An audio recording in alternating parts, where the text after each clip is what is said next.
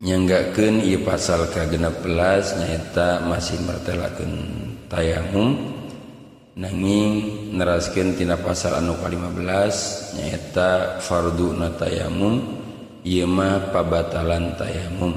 Aya sabaraha cenah pabatalan tayamum teh nyaeta aya 3 dina kitab Safinah mah.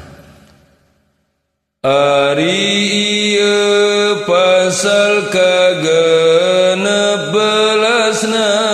martelakeun pembatalan tayamumna.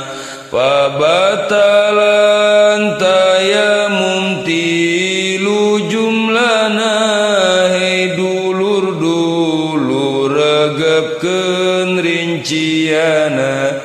Kahiji perkara nu ngabatalkeunna kana wudu geus ti heula dituturna.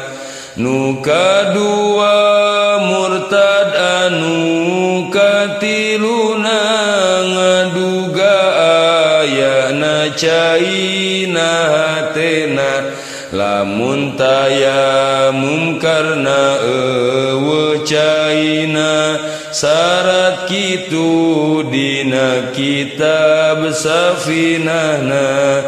Tah sakitu pasal ka-16 hei dulur kudu rajin ngapalkeunana. Alhamdulillah sakitu panginten eta pasal dina martelakeun tayamum insyaallah. Lajeng kin kana pasal anu ka-17 nyaeta dina martelakeun barang-barang anu najis tapi insyaallah tiasa jadi suci. Nah kudu kumaha atanapi kumaha wallahu